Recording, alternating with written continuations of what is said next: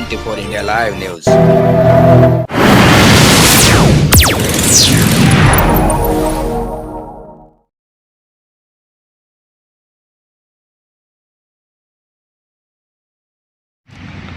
मी Republican भीमशक्तीच्या Vidarbha अध्यक्ष आहे चंद्रशेखर नामदेवराव भीमटे आणि चळवळीमध्ये वावरणारा एक सामाजिक कार्यकर्ता आहे.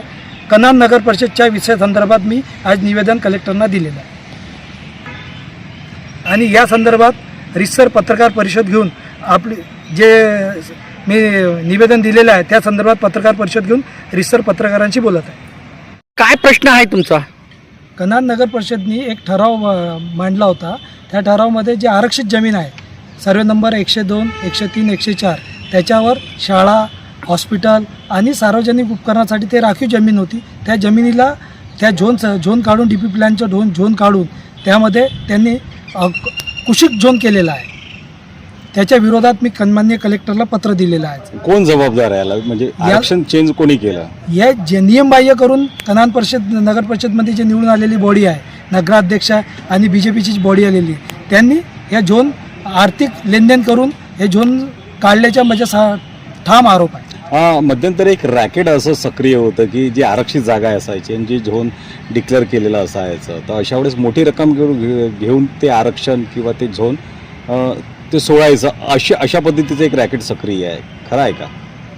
त्याला नाकारता येणार नाही, पण ज्यांच्याकडे आपण गावाच्या लोकांनी धुरा दिली होती निवडून त्यांना त्या विद्यमान खुर्चीवर बसवलं होतं, त्याचा त्यांनी दुरुपयोग केलेला आहे. जेव्हा की ते जे DP प्लॅन बनते ते महाराष्ट्र गव्हर्नमेंट बनवते आणि महाराष्ट्र गव्हर्नमेंट बनवल्यानंतर त्याला काढण्याचे अधिकार महाराष्ट्र गव्हर्नमेंटला आहेत.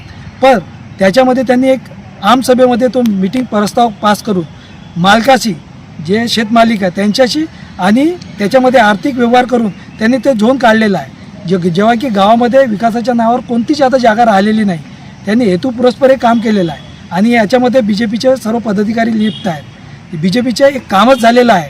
जिल्ह्यात, गावात, तालुक्यात, नगरपंचायतमध्ये, नगरपरिषदमध्ये, महाराष्ट्रामध्ये आणि देशामध्ये फक्त विक्रीचेच काम करण्याची भूमिका निरंतर BJPच्या शासनामध्ये होत आहे. आरोप कोणावरती आहे? हे आरोप नगराध्यक्ष आणि त्यांच्या टीमवरती आहे. नाव काय? नगराध्यक्षाचे नाव सेंद्रे म्हणून आहे आणि त्याच्या टीमवरती आहे. जे पदस्थ जे लोक आहेत निवडून आलेले नगरसेवक त्यांच्यावरती आहे. नगर परिषदेला तो अधिकार आहे का? तो अधिकार माझ्या तरी वाचण्यामध्ये कुठे आला नाही की त्याला अधिकार आहे.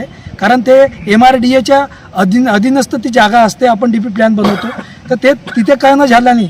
एक नाममात्र तिथून सूचना काढायची मग की बा आम्हाला आवश्यकता नाही आहे हे दर्शवायचं. जेव्हा की ते पब्लिक युटिलायझेशनची जागा आहे त्यांना नैतिक अधिकार नाही की त्यांनी ते दर्शवली पाहिजे, काढलं पाहिजे. पण त्यांनी हेतुपुरस्पर आर्थिक लेनदेन करून ते काढलेली आहे. ती जागा आरक्षित होती, अशा वेळेस ती जमीन NMRDA ने आरक्षित केलेली होती, तर संबंधित शेतकऱ्यांना त्या संदर्भातलं भरपाई मिळालेली होती का? नाही, ते नियम असा असतो की ते DP प्लॅनमध्ये MRDA जेव्हा आरक्षित करते त्यानंतर जेव्हा नगर परिषदला ते जमीन लागेल 10 वर्षाच्या कालावधीमध्ये ती जमीन नगर परिषद आपल्या अधीनस्थ घेऊ शकते.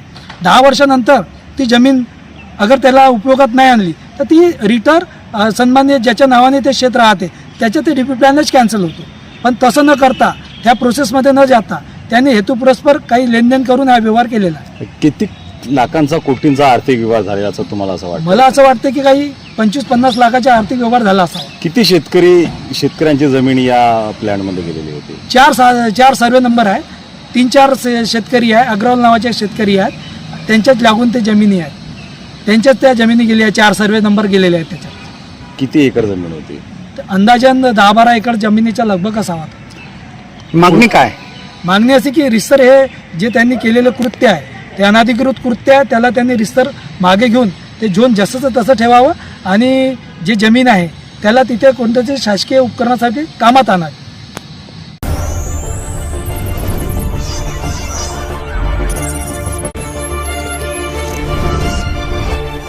24 India Live News.